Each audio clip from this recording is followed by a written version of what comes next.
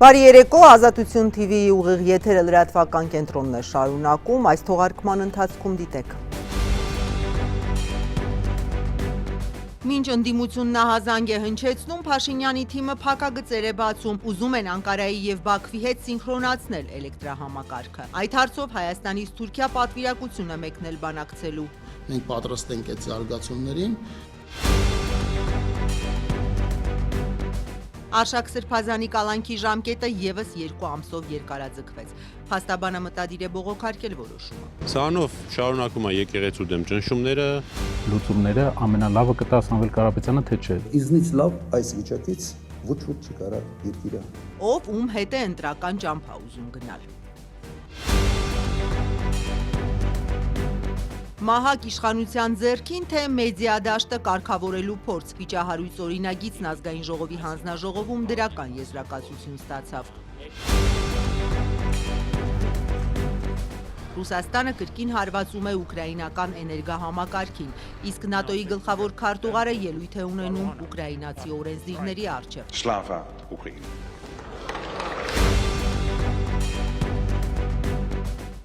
Իրանն ու Միացյալ Նահանգները կնստեն բանակցությունների սեղանի շուրջ, մինչ այդ ամեն մեկը իր կարմիր գծերն է հստակեցնում։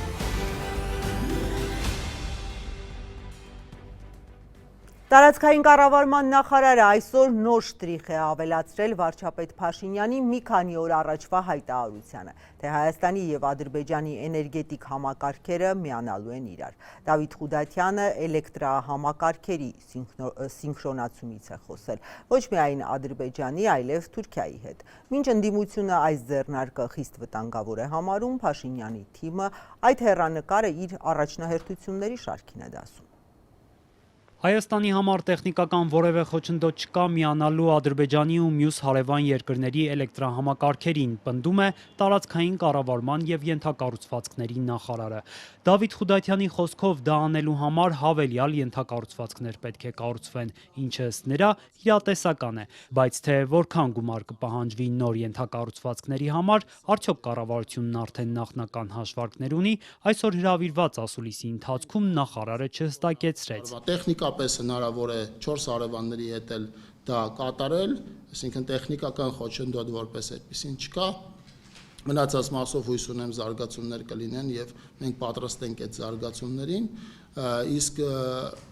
մտահոգություն չունենք Իրանի Իսլամական Հանրապետության հետ կապված, ավելին էներգետիկ ոլորտում ունենք հրաշալի համագործակցություն, նախորդ տարվա ընթացքում ամբողջ 12 ամսվա ընթացքում մենք կայուն էլեկտրաէներգիա ենք մատակարարել Իրան։ Խուդատյանը հայտարարեց, որ 4 հարևան երկրների հետ էլեկտրահամակարգերի սինխրոն միացումը Հայաստանի կառավարության համար առաջնահերթություն է։ Նրա պնդմամբ սա կապահովի հայաստանյան էներգահամակարգի կայունությունը։ Ինչը ոչ միայն կոմերցիոն նշանակություն ունի, այսինքն ներմուծել արտահանելու տեսանկյունից, այլև գաղտնիք չի, մասնագետները կհաստատեն ինքը կայունություն է հաղորդում էներգահամակարգին, այնպես ինչպես այս պահին Հայաստանի էներգահամակարգը կայունություն է հաղորդում Վրաստանի էներգահամակարգին եւ հակառակը, ինչպես նաեւ Հայաստանի էներգետիկ համակարգը կայունություն է հաղորդում Իրանի Իսլամական Հանրապետության էներգահամակարգին եւ հակառակը։ Երբ կսկսվեն էլեկտրահամակարգերը միացնելու համար անհրաժեշտ ենթակառուցվածքների կառուցման աշխատանքները, նախարարը վստահ է, որ այս տարի արդեն շինարարության մեկնարկի համար պայմանագրեր կունենան շինարարական ընկերությունների հետ։ Հիշեցրեց ինքն այդ հարցով նաև թուրքական կողմի հետ է բանակցել։ Ես նախորդ տարվա ընթացքում այց եմ կատարել նաև Թուրքիա, այնտեղ հանդիպել եմ Թուրքիայի էներգետիկ ոլորտը համակարգող նախարարի հետ։ Ֆիքսել ենք, որ դա տեխնիկապես հնարավոր է իրականացնել, ժամկետների եւ տեխնիկական լուծումների մասով այս պահին աշխատանքներ որպես ամփոփում իրականացված չի։ Խուդատյանը նաև չհստակեցրեց, արդյոք Երևանը բանակցություններ վարում է մյուս հարևան երկրների հետ մեկ միասնական էլեկտրահամակարգին միանալու համար։ Այո, միանշանակ եւ աներկբա Հայաստանի եւ Մոտ 2 շաբաթ առաջ վարչապետ Նիկոլ Փաշինյանը խորհրդանի ամբիոնից հայտարարել էր, թե Հայաստանի ու Բաքվի էներգետիկ համակարգերը միանշանակ միանալու են, փոխադարձ հնարավորություններ ստեղծելով երկու երկրների համար։ Ընդդիմությունը էներգահամակարգի միացումը վտանգավոր է համարում։ Կարող է մի օր էլ բանակները միացնի։ Կարող է ասի օպտիմալ ծախսերը կազմակերպելու համար եկեք Հայաստանի եւ Ադրբեջանի զինված ուժերը միացնենք իրար։ Մոտ նույն տրամաբանությունն է, այսինքն ես հիմա պետք է բացատրեմ ինչ ստրատեգիական կարևորություն ունի էներգետիկ համակարգը, ինչքան վտանգավոր է դա։ Տնտեսագետ Սուրեն Պարսյանը կարծում է, որ առնվազն Բաքուն հետաքրքրված չէ տարածաշրջանային էլեկտրահամակարգերին միանալու հեռանկարով։ Պարսյանը շեշտում է, Ադրբեջանն այդ ամենից առանձին դեպի իր էքսկլավ Նախիջևան էլեկտրագիծ է կառուցում, այդ թվում Թուրքիայի էլեկտրահամակարգին միանալու նպատակով։ Ադրբեջանի էլեկտրաէներգիայի ոլորտը համակարգող ազգային Azer-Energy ընկերությունը օրերս է հայտարարել, որ Զանգեզուրի էլեկտրահաղորդման գծի շինարարությունը արդեն մեկնարկել է։ Ադրբեջանը այս պահին հետաքրքրված չէ այդպիսի համակարգեր շահագործելը, նա ճիշտ հակառակը փորձում է առանձին համակարգեր կառուցի, շրջանցելով Հայաստանի էներգոհամակարգը։ Իսկ եթե այդ էլեկտրահաղորդման գիծը անցնի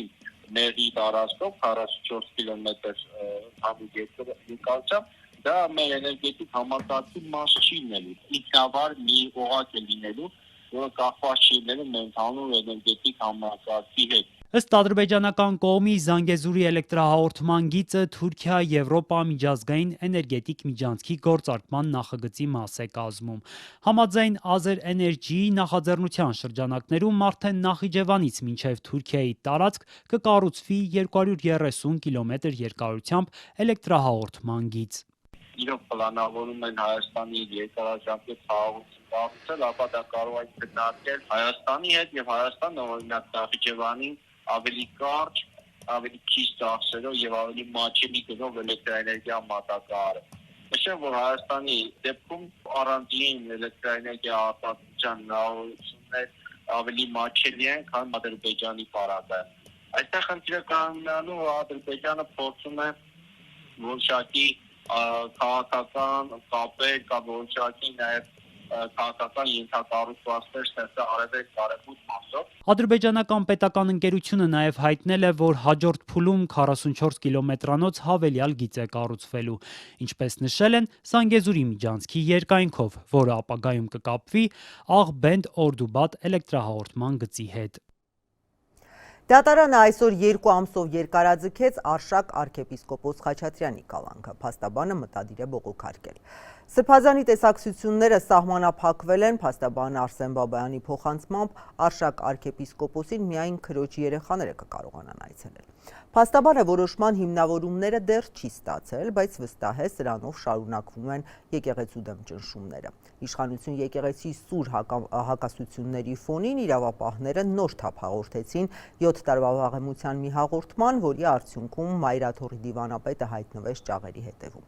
Իրավապահները պնդում են 2018-ին կաթողիկոսի հեռացումը պահանջող Նոր Հայաստան, Նոր Հայրապետ շարժման մասնակիցներից մեկին վարկաբեկելու նպատակով Գարեգին երկրորդի մերձավոր շրջապատի բարձրաստիճան հոգևորականը հրահանգել էր ակցիայի մասնակիցներից մեկի պայուսակում թմրամիջոց գցել։ Դեկտեմբերից կալանավորված Մայրաթորի դիվանապետը հերքում է մեղադրանքը։ 2 ամսով երկարացվեց կալանքը, սահմանափակվեց բնականաբար տեսակցությունները, միայն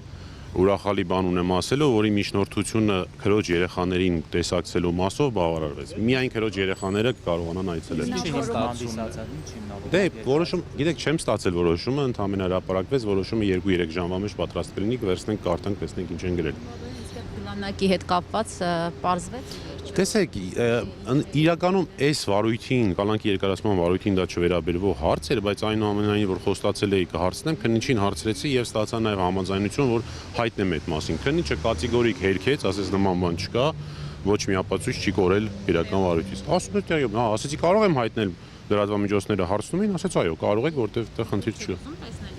Հիմա այս փուլում չենք կարող։ Դա երբ որ ըստ էության քննության ժամանակ գա, արդեն այդ ժամանակ կտեսնենք։ Այս փուլում չենք կարող։ Բնականաբար, իհարկե։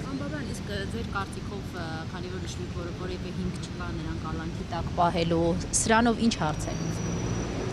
Սրանով շարունակում է եկեղեցու դեմ ճնշումները, սրանով շարունակում Արշակ Սրբազանի նկատմամբ այս ամեն ինչը ինչ որ արվում էր շատ վաղուց սկսված, այս ամեն ինչն է։ Հայ առաքելական եկեղեցու եւ հոգեվորականների դեմ հալածանքները շարունակվում են։ Այսօր Երևանում հայտարարել են քրիստոնեական համերաշխություն միջազգային կազմակերպության ներկայացուցիչները։ Նրանք ցանկանում են, որ այդ հարցը Վաշինգտոնում անցկացվող կրոնական ազատության գագաթնաժողովի մասնակիցների ուշադրությանը արժանանա։ Պատվիրակությունը այսօր Մայրաթոռ է գնացել հանդիպել վեհափառի հետ, եղել են նաև ազգային անվտանգության շենքի նկուղում զրուցել բանտարկված Բագրատ arczepiskopos-ի հետ։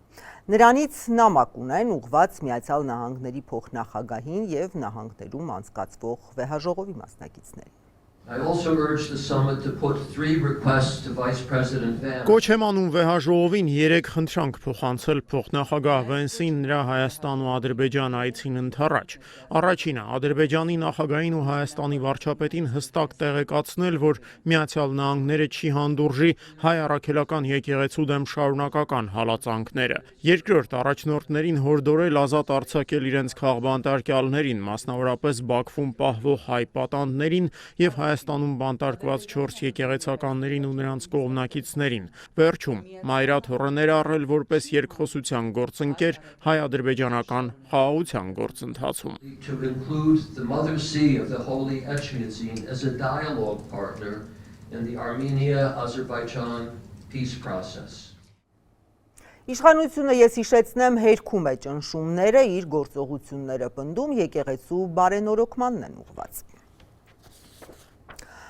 Հիմա ընտրական թեմաների մասին։ Խորհրդարանական ընտրապայքարին 4 ամիս է մնացել, քաղաքական ուժերը արդեն պետք է ամփոփեն ամիսների բանակցությունները։ Դրանք շատերը բավականին ինտենսիվ անց էին կացնում, որոշները հստակ հայտարարել են մենակ են գնալու, այս պահին հայտնի ձևաչափերը տեսնենք որոնք են։ Դուք կարծում եք, որ տնտեսության, Հայաստանի տնտեսության հարցերի լուծումները ամենալավը կտա Սամվել Կարապետյանը, թե չէ։ Ձեր անձնական կարծիքն։ Ես համարում եմ, որ ինձնից լավ այս վիճակից ոչ ոք չի կարող երկիրը անել։ Խորհրդարանական ընտրություններից 4 ամիս առաջ ընդդիմադիր ուժերը ոչ միայն փորձում են ցույց տալ, թե ով ավելի լավ կկառավարի Հայաստանը, այլև ակտիվ քննարկումների մեջ են նախընտրական ֆորմատների շուրջ։ Ով ում հետ կմիավորվի, ովքեր առանձին կմասնակցեն, վերջնական որոշումները թերևս կհրապարակվեն այս ամսվա ընթացքում։ Այսօրվա վրա այդ Երկրորդ նախագահ Ռոբերտ Քոչարյանն օրերս հայտարարեց, որ թե վերջնական որոշում չունեն, բայց հակված են պահպանել գործող ֆորմատը։ 2021-ի ընտրություններին Քոչարյանի առաջնորդած Հայաստան դաշինքը բաղկացած էր երկու ուժից՝ Դաշնակցություն եւ Վերածնվող Հայաստան կուսակցություններից։ Վերջինը սակայն 2022-ին քաղաքական տարաձայնությունների պատճառով լքեց դաշինքը։ Ով կլինի Քոչարյանի առաջնորդած դաշինքի երկրորդ ուժը 2026-ի խորհրդարանական ընտրություններում։ Ազատության տեղեկություններով ամենայն հավանականությամբ դաշինքում կընդգրկվի Սևակ Խաչատրյանի ղեկավարած Առաջ կուսակցությունը։ Դաշնակցությունն այս ուժի հետ արդեն դաշինք կազմելու փորձ ունի անցած տարի վաղաշաբաթի տեղական ընտրություններում։ որոշակի թարմացում լինելու է, սա նաև կյանքը ցույց տվեց, որ ուղղակի պետք է դա անել։ Մենք ունենք լավ ակտիվ ձևավորված թիմ, բայց անկասկած նաև նոր մարդիկ են հայտնելու այդ եւ ցուցակում։ Իդեպ Քոչարյանն իր վերջին ասուլիսում պնդեց, որ այսօր ընտրությունների են գնում ավելի լավ վարկանիշային դիրքերից, քան 2021-ին։ Անցած ընտրություններում նրա առաջնորդած Հայաստան դաշինքը հավաքել էր 260 հազարից ավելի ձայն։ Եթե չհաջողվի քաղաքական գործիչներին, ուրեմն մենք էլ մեր ձևով ենք մասնակցելու այդ ամեն ինչին։ Այս պահի դրությամբ հստակ է, որ տնային կալանքի տակ գտնվող գործարար Սամվել Կարապետյանի ուժեղ Հայաստան կուսակցությունը ընտրություններին կմասնակցի առանձին, այսինքն դաշինք չի կազմի։ Ինչու է միլիարդատեր գործարարը նախընտրել առանձին մասնակցել, ինչ հաշվարկներ կան այդ որոշման տակ։ Ազատության այս հարցին Կարապետյանի թիմակից Ալեքսան Ալեքսանյանը հստակ պատասխան չտվեց։ Մենք առաջարկում ենք նոր ուժ, առաջարկում ենք ճանապարհ ուժեղ Հայաստանի նոր դեմքերով եւ ունենալու ենք մեր վարչապետի թեկնածուին։ Գործարար Սամվել Կարապետյանը թեև առաջնորդում է շարժումը, սակայն ընտրություններին մասնակցելու իրավունք չունի, քանի որ երկքաղաքացի է։ Իսկ թե ով կլինի ուժեղ Հայաստան կուսակցության վարչապետի թեկնածուն եւ կգլխավորի նախընտրական ցուցակը, պարզ կդառնա փետրվարի 12-ին կայանալիք կուսակցության համագումարում։ Տեխնացուն ճիշտ որ ասեմ, երկար ժամանակ է որոշված, ուղղակի մենք այդ մասին կհայտարարենք փետրվարի 12-ին։ Երրորդ նախագահ Սերժ Սարգսյանի ղեկավարած հանրապետականը դեռ շարունակում է անպատասխան թողնել հարցը, մասնակցելու են հունիսին կայանալիք խորհրդարանական ընտրություններին, թե ոչ։ Այսօր Սերժ Սարգսյանն իր դատական նիստից առաջ պնդեց, չունեն որոշում։ Ոչ, չունենք որոշում, եթե ունենանք կասենք։ Պարոն Սարգսյան, իսկ հավատում եք, որ ընդդիմությունը կարող է միավորվել։ Միասնական ճակատով ընտրություններին մասնակցելու հարցին ի պատասխան էլ երրորդ նախագահն ասաց, թե այդպիսի ցանկություն ունի, այլ հարց է, որ դրա իրագործումը բարդ է։ Իրադարձությունները ցույց են տալիս, որ ընդդիմության միավորվելը շատ բարդ խնդիր է։ Նախորդ ընտրություններին Սերժ Սարգսյանի ղեկավարած Հանրապետականը դաշինք էր կազմել ԱԱԾ նախկին տնօրեն Արթուր Վաննեցյանի հայրենիք կուսակցության հետ, հավաքելով շուրջ 66,000 ձայն։ Պատրաստվում եմ, այո։ ԲՀԿ առաջնորդ Գագիկ Ծառուկյանն այս պահին քաղաքական քննարկումների մեջ է տարբեր ուժերի եւ քաղաքական գործիչների հետ։ Նրա խոսնակն Ազատությանը փոխանցել էր, որ առայժմ չեն քննարկել դաշինքով թե կուսակցությունով են մասնակցելու ընտրություններին։ Այս պահին մշակում են առաջարկ Հայաստանին ծրագիրը, որն էլ ամենայն հավանականությամբ կդառնա Ծառուկյանի նախընտրական ծրագիրը։ Մինչ ԲՀԿ առաջնորդը կհայտարարի, թե ինչ ֆորմատով է մասնակցելու ընտրություններին, Դեմոկրատական այլընտրանք կուսակցության նախագահ Սուրեն Սուրենյանցը երեկ Ազատությանը տեղեկացրեց, որ այս պահին քաղաքական կոնսոլիդացիայի տեղի ունենում Ծառուկյանի շուրջ եւ որ իր ուժն էլ ԲՀԿ առաջնորդի հետ է մասնակցելու ընտրություններին։ ԲՀԿ-ն նախորդ ընտրություններում հավաքել էր ընդամենը 50,000 ձայն, դուրս մնալով խորհրդարանից։ Միանշանակ կարող եմ պնդել, որ խորհրդանում կհայտնվենք։ Միանգամայն հաղթարելի այդ բարիերը։ Ընտրություններին առանձին մասնակցելու մասին արդեն իսկ հայտարարել են ԱԱԾ նախկին պետ Արթուր Վանեցյանը իր հայրենիք կուսակցությունով։ Այսօր նա Ազատությանը փոխանցեց, որ որոշումը այս պահի դրությամբ ուժի մեջ է, բայց հետագայում ինչ զարգացումներ կլինեն, պարզ կդառնա ամսվա վերջին։ Այո, մենք մասնակցում ենք մյուս տարվա ընտրություններին։ Ընտրություններին իր կուսակցությամբ կմասնակցի նաև նախկին քաղաքապետ Հայկ Մարությանը իր ղեկավարած նոր ուժով։ Սոցիալ-դեմոկրատական ուղղվածություն, ինչը նշանակում է, որ մենք մեր ուշադրությունը սևեռելու ենք մարդկանց սոցիալական խնդիրներին։ Կանատվել է։ Ընտրություններին մասնակցելու մասին հայտարարել է նաև Միասնության թևեր շարժման ղեկավար նախկին օմբուդսմեն Արման Թաթոյանը։ Նա էլ այսօր Ազատությանը փոխանցեց, որ առայժմ որոշում չունեն դաշինքով թե կուսակցությունով կգնան ընտրությունների։ Իշխանության ձեռքում գործիք։ Առայժմ անորոշություն է նաև Էդմոն Մարուքյանի լուսավոր Հայաստանում։ Մարուքյանը Ազատությանը փոխանցեց, եթե մինչև ամսվա վերջ դաշինքով մասնակցելու իրենց ջանքերը արդյունք չտան, միանշանակ ընտրություններին կմասնակցեն առանձին։ Լուսավոր Հայաստանը նախորդ ընտրություններում հավաքել էր շուրջ 15,000 ձայն, չանցնելով խորհրդարան։ Հանուն համերաշխության Եթերում Ազատության լրատվական կենտրոնն է, մեր լուրերին կարող եք հետևել նաև Ազատության տելեգրամյան ալիքում, իսկ այս ծրագրի երկրորդ մասում առաջարկում եմ դիտել։ Մահակ իշխանության ձեռքին, թե մեդիա դաշտը կարգավորելու փորձ, վիճահարույց օրինագիծն ազգային ժողովի հանձնաժողովում դրական եզրակացություն ստացավ։ Ռուսաստանը կրկին հարվածում է ուկրաինական էներգահամակարգին, իսկ ՆԱՏՕ-ի գլխավոր քարտուղարը ելույթ է ունենում ուկրաինացի օրենսդիրների առջև։ Slava Ukraine։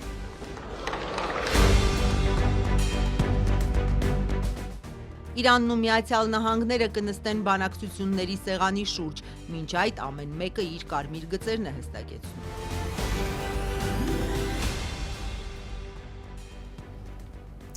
Անցանկալի լրատվամիջոցները լռեցնելու փորձ, թե մեդիա դաշտը կարգավորող նախագիծ։ Չնայած փորձագետների անհանգստություններին, իշխանությունը մտադիր է օրենք դարձնել նախագիծը, որով մի շարք խստացումներ է նախատեսում մեդիա տիրույթում, ընդհուպ արգելել այն օտարերկրյա ծրագրերը, որոնք կմիջամտեն նրանց գնահատմամբ Հայաստանի ներքաղաքական կյանքին։ Այս նախագծի քննարկմանը ընդդիմությունը այսօր չի մասնակցել, իշխանականները քննարկել են եւ կողմ քվեարկել, որ հաջորդ նիստերի օրակարգում այն քննարկվի։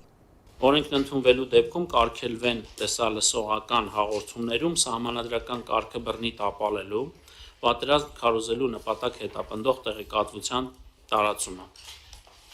բռնություն եւ դաժանություն քարոզ պարունակող տեղեկատվության տարածումը։ Շուրջ ամիս ու կես առաջ էր կառավարությունը հավանություն տվել, որ բարձր տեխնոլոգիաների նախարարությունը տեսալսողական մեդիայի մասին օրենքում խստացումներ անի։ Դրանք այսօր խորհրդարանական հանձնաժողովի նիստում քննարկվեցին։ Նախարար Մխիթար Հայրապետյանն ի թիվս նշած կետերի շարունակեց, արգելվելու է նաև ազգային, ռասայական, սեռային, կրոնական ատելություն բորբոքող բովանդակության հեռարձակումը, ցանկն այսքանով չի սահմանափակվում։ Արգելվում է օտարերկրյա տեսալսողական ծրագրերում ՀՀ ներքաղաքական կյանքին միջամտության բովանդակության տարածումը։ Ավելի վաղ մեդիա փորձագետները մտահոգություն էին հայտնել, որ այս փոփոխությունն իշխանությանը ազատ մեկնաբանության տեղ կարող է տալ։ Խոսքի ազատության պաշտպանության կոմիտեի նախագահ Աշոտ Մելիքյանն ընդգծել էր, այդ արգելքների մի մասն արդեն քրեական օրենսգրքով արգելված է։ Միաժամանակ փորձագետի կարծիքով իշխանությունն այս քայլով գուցե փորձում է Ռուսաստանից եկող հիբրիդային վտանգները չեզոքացնել։ Կարծում եմ, որ սա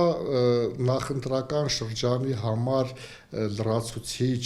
կարգավորումներ է նախատեսում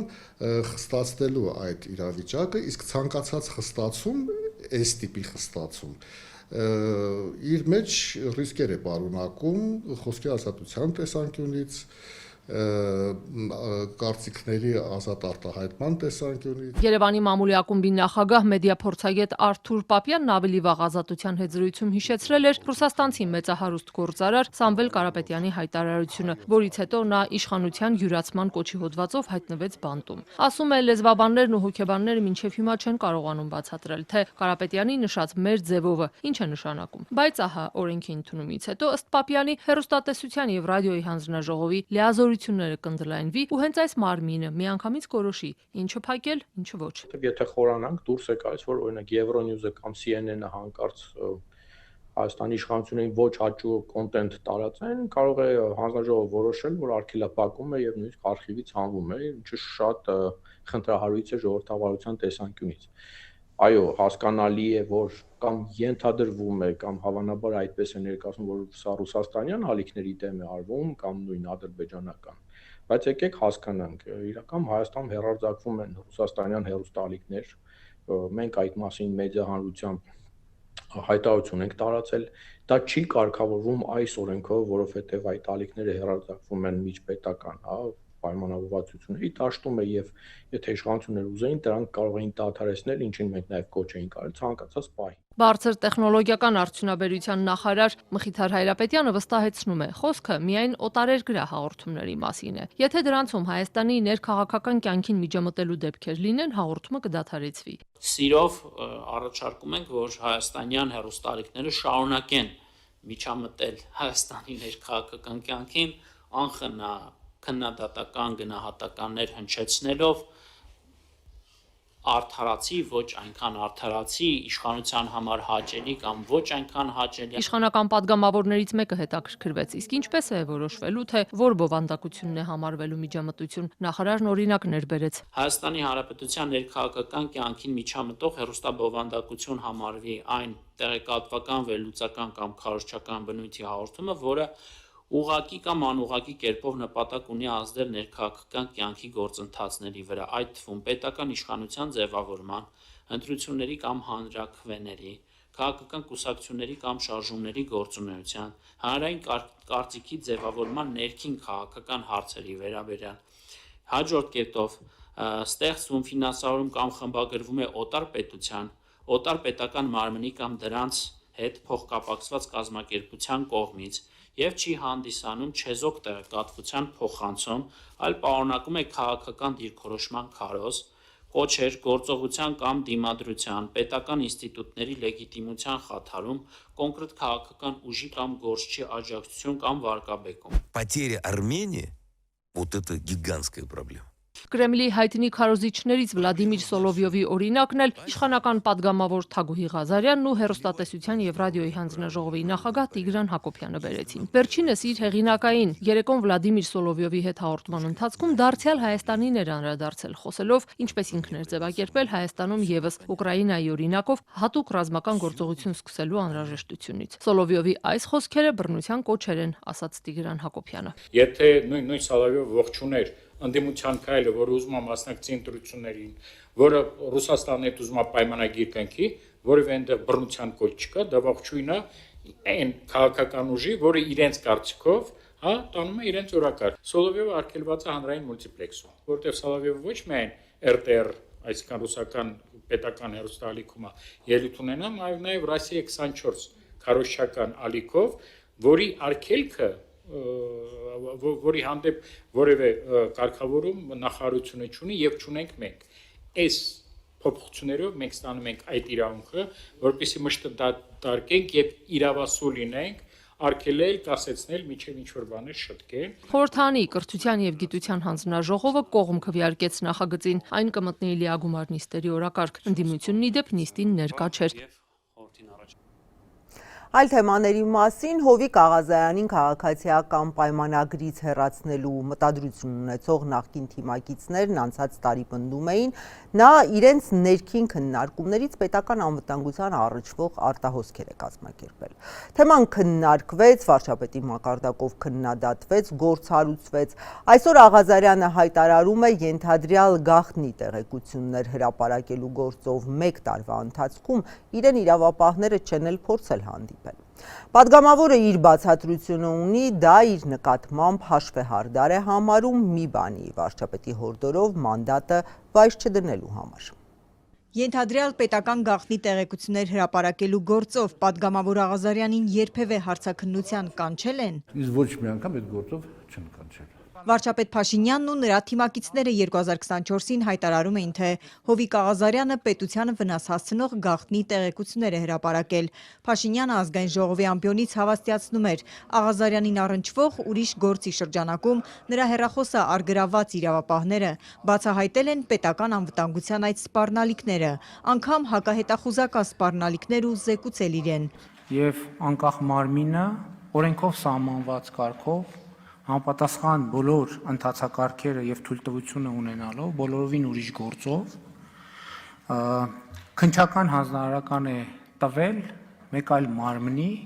որը այդքան էլ անկախ չի, եւ երբ որ այդ մարմինը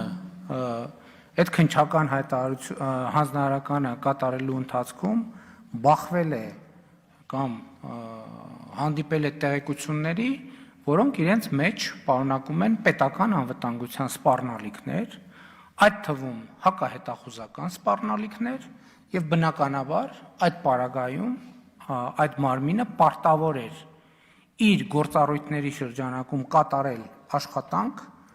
այդ թվում հեռախոսի տիրոջ հետ եւ պարտավոր էր զեկուցել իր վերադասին տվյալ դեպքում Հայաստանի վարչապետին։ Նիկոլ Փաշինյանը նույն օրը ազգային ժողովի ամբիոնից սպառնաց, նախկին թիմակցին զրկել մանդատից։ Ժողովրդավարության բաստիոնը պետք է գտնի լծակներ, քաղաքական, բարոյական եւ այլ լծակներ նման կարմիր գծեր հատած պատգամավորին ժողովրդի կողմից տված մանդատից զրկելու համար։ Եվ ոչ մի պահ չկասկածեք, որ բոլոր օրինական միջոցները կգործադրվեն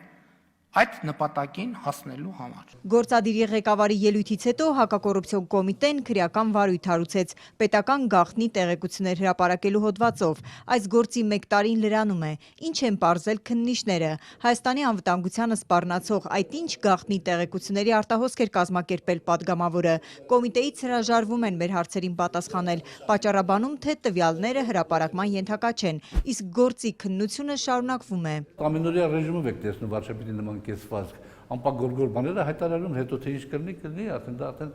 երկրորդական կարող է դա սխալվեցին, ինչ անենք, մարդիկ չեք սխալվում։ Քրեական գործով կասկածյալ մեղադրյալ կա, կոմիտեից սա էլ չեն ասում։ Աղազարյանը պնդում է, որևէ կարգավիճակ չունի, անգամ չգիտեր էլ այս գործը կա թե չէ, ու ինքն էլ է զարմանում, ինչպես կարող է մարդը պետության անվտանգությանը սպառնացող գաղտնի տեղեկություններ հրապարակեր ու 1 տարի ազատության մեջ լիներ, ավելին աշխատեր որպես պատգամավոր։ Նրա կարծիքով կոմիտեն պարզապես ապացույց չի գտնում։ Իհարկե անհիմն է, ոչ կարող պատետես բան լինի։ Նախկին ԿՊԱ-կանը վստահեցնում է, իրեն պետական գաղտնիք երբեք հասանելի չի եղել, որ հրապարակեր։ Իր նախկին կուսակցի Փաշինյանի մեղադրանքը որակում է հաշվեհարդար, որ նրա խնդրանքը չկատարեց ու մանդատը վայր չդրեց։ Պետք է ամեն ինչ արվի, որպեսզի Աղազարյան Հովիկը զրկվի մանդատից։ Բա չի տեղի ունենում իր ասածը։ Մնաց 4 ամիս։ 4 ամիս էլ եթե դիմանամ այսպես կոչված, վարչապետի ասածը չի լինում։ 4 ամիս հետո արդեն խորհրդարանը լուծարվում է, բնականաբար ես մանդատից արդեն մանդատի լիազորությունը կորում է։ Հովիկ Աղազարյանին իշխող քաղաքացիական պայմանագրից հեռացրին նաև այս մեղադրանքով, թե ներկուսակցական քննարկումներից գաղտնի տեղեկությունների արտահոսք է կազմակերպել, եւ այդպես էլ չասացին ինչի մասին է խոսքը, ինչ է ասել, որ պետական գաղտնիք էր։ Կա կանոնակարգված ընթացք, թե падգամավորը ոնց կարող է պատահի ծանոթանա պետական գաղտնիություն պարունակող փաստաթղթերի հետ։ Դա հատուկ մարմին գոյություն ունի, գնում ես այնտեղ ստորագրում ես, դիմում ես ստորագրում ես, բերում են տալիս են կարդում ես, քո կողքին նստում են որ կարդաս, հանկարծ չնկարես, բան չանես, ու հետ ես վերադարձնում համապատասխան ասենք պաշտոնյային։ Դա այդպես է արվում։ Ես երբեք դրանից չեմ օգտվել։ Նրա նախկին թիմակիցները իրենց նշած արտահոսքի մասին իմացել էին, երբ Աղազարյանի հեռախոսի ամբողջ անձնական տեղեկությունը իրավապահներից նրանց էր հասել։ Պատգամավորի փաստաբան Աննա Ծառուկյանը վստահ է, եթե պետական գաղտնիքի վերաբերյալ հակակոռուպցիոն կոմիտեն որևէ փաստ ունենար, Աղազարյանը ազատության մեջ չէր լինի, գոնե մեկ անգամ հարցաքննության կկանչեին։ Պետական գաղտնիքի վերաբերյալ հրապարակայնության արդյունքում անձին տարի ու կես չծանուցելը, չհարցաքննելը, խոսում է նրա մասին, որ այդտեղ առ-ոչինչ ապագայում մեղադրանքի հետ են գործ ունենալու։ Պետական գաղտնիքի վերաբերյալ բոլոր քրեական գործերը կարծում եմ ամենակարևորն են։ Փաշինյանի նախկին թիմակիցը համոզված է, փաստեր չեն էլ գտնի, իսկ եթե նպատակը մանդատից զրկելն էր, ապա ուշ է։ Խորհրդարանում իրեն ընդամենը 4 ամիս է մնացել։ Միջազգային անցուդարձի մասին ռուսական զորքերը անցած գիշեր դարձյալ լայնածավալ հարվածներ են հասցրել Ուկրաինային։ Կարճատև ընդմիջումից հետո կրկին թիրախավորելով էներգետիկ օբյեկտները։ Կան նաև վիրավորներ։ Իսկ ուկրաինացիները հովհարային անջատումների պայմաններում շարունակում են դիմակայել սաստիկ ցրտերին։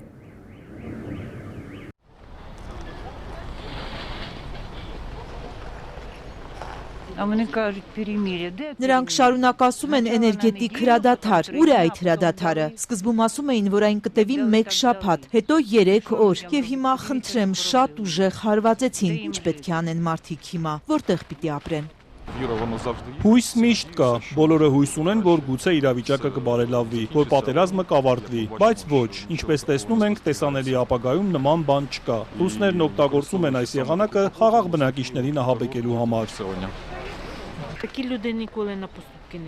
Պուտինին նման մարդիկ երբեք ետ չեն կանգնի, սա նրա բնույթն է, նա գիտի թե ինչ է անում։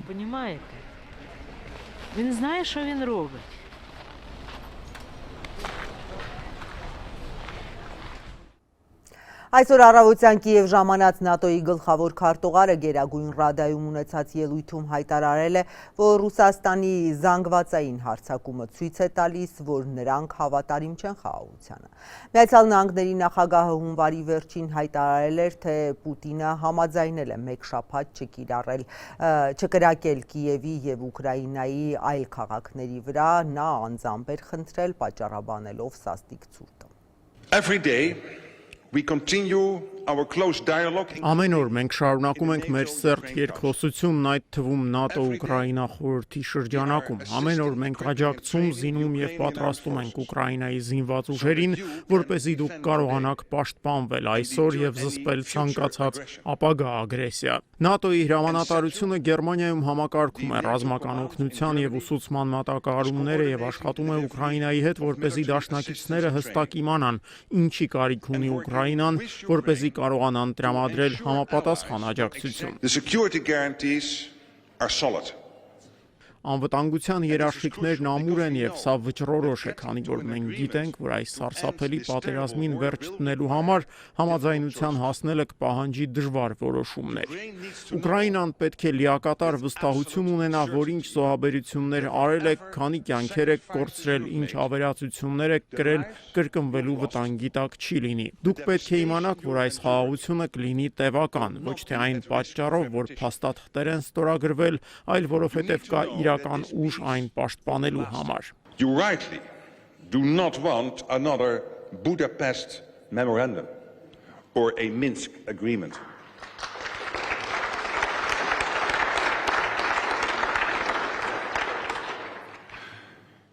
Դուք իրավացիորեն չեք ցանկանում եւս մեկ Բուդապեշտի հուշագիր կամ Մինսկի համաձայնագիր։ Ինչպես ասել էի անցած տարվա օգոստոսին իմ վերջին այցի ժամանակ, խիզախությունը անուն ունի եւ այդ անունը Ուկրաինա է, եւ դա այսօր նույնքան ճշմարիտ է, որքան երբևէ։ Գիտեմ, որ ձմեռը ցուրտ է, բայց գարուն կգա։ Մնացեք ուժեղ, գիտեմ, որ դուք կարողանաք։ Փառք Ուկրաինային։ Slava Ukraini.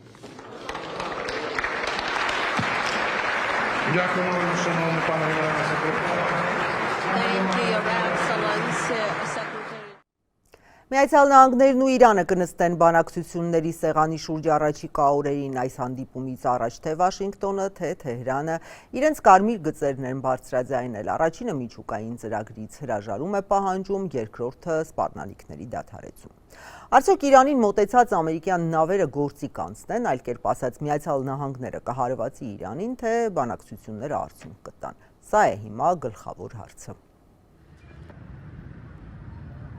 Ստամբուլում ուրբաթ կհանդիպեն Իրանի արտգործնախարարն ու ԱՄՆ նախագահի հատուկ բանագնաց Սթիվ Ուիթքոֆը։ Բանակցելու Իրանի միջուկային ծրագրի շուրջ, հայտնում է Reuters-ը իր աղբյուրներին հղումով։ Ըստ ամերիկյան Axios-ի հանդիպմանը, որը վերջին օրերին Թուրքիայի, Եգիպտոսի եւ Կատարի դիվանագիտական ջանքերի արդյունքն է, կմասնակցեն նաեւ այս երկրների, ինչպես նաեւ Արաբական Միացյալ Էմիրությունների եւ Սաուդյան Արաբիայի ներկայացուցիչները։ Իրանի դիվանագիտական աղբյուրը Reuters-ին ասել է, որ Թեհրանը ոչ լավատես է, ոչ էլ հոռետես Ստամբուլի հանդիպման հարցում, որը ցույց կտա, թե արդյոք ԱՄՆ-ն մտադիր է լուրջ եւ արդյունքի վրա կենտրոնացած բանակցություններ վարել։ Աղբյուրը նաեւ վստահեցրել է, Իրանը ռազմական պատրաստվածության բարձր վիճակում է պատրաստ ցանկացած սցենարի, իսկ երկրի պաշտպանական կարողությունները, որի կարևոր մաս է բալիստիկ հրթիռների ծրագիրը, բանակցության առարկա չեն։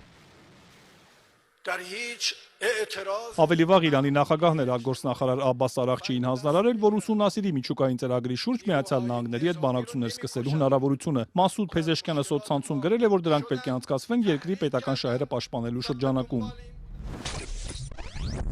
Ես հանձնարարել եմ արտգործնախարարին, եթե գոյություն ունենա համապատասխան միջավայր զերծ սպառնալիքներից եւ անհիմն սպասումներից, իրականացնել արդար եւ հավասար բանակցություններ, առաջնորդվելով արժանապատվության, խոհեմության եւ նպատակահարմարության սկզբունքներով։ Արևմուտքը մտավախություն ունի, որ Իրանը միջուկային զենք է պատրաստում, մինչդեռ Թեհրանը պնդում է, որ ուրանը խաղաղ նպատակներով է հարստացնում։ Իրանի արտգործնախարարը հայտարարել է, որ Թեհրանը միշտ էլ պատրաստ է խնդիրը լուծել դիվանագիտական ճանապարհով, պայմանով, որ բանակցություններն անցկացվեն հավասար դիրքերից, հիմնված լինեն փոխադարձ հարգանքի վրա եւ ապահովեն Իրանի ժողովրդի շահերի պաշտպանությունը։ Աբբաս Արաղչին զգուշացրել է, եթե Իրանի հետ խոսեն հարգանքով, հարգալից պատասխան կստանան, եթե խոսեն սպառնալիքների եւ ուժի լեզվով, ապա արձագանքը նույնը կլինի։ Մենք պատրաստ ենք դիվանագիտության, բայց նրանք պետք է իմանան, որ դիվանագիտությունը չի կարող ուղեկցվել սպառնալիքների, ահաբեկման ու ճնշումների հետ։ Դիվանագիտությունն ունի իր գաղափարախոսությունը։ ԱՄՆ նախագահը, որը վերջին օրերին Իրանին բազմիցս կոչ է արել անմիջապես բանակցությունների նստել միջուկային ծրագրի շուրջ, այսօր հրաժարվել է մանրամասներ հայտնել։ Դոնալդ Թրամփը միայն ասել է, որ ԱՄՆ-ն հսկայական ուժեր է ուղարկել տարածաշրջան, իսկ ըստ ԱՄՆ ռազմածովային ինստիտուտի 12 ռազմանավ եւ 2 ատոմային սուզանավ։ Թրամփը նաեւ ասել է, որ բանակցությունները շարունակվում են բարձր լարվածության պայմաններում, ապա սպառնացել, եթե հնարավոր չլինի գործարք կնքել, ապա մեջբերում եմ վատ բաներ կարող են տեղի ունենալ։ Ես կցանկանայի, որ համաձայնություն ձեռք բերվեր։ Չգիտեմ դա տեղի կունենա թե ոչ։ Հիմա մենք բանակցում ենք Իրանի հետ, եւ եթե կարողանանք ինչ-որ բան մշակել, դա հիանալի կլինի, իսկ եթե ոչ, թերևս վատ բաներ տեղի կունենան։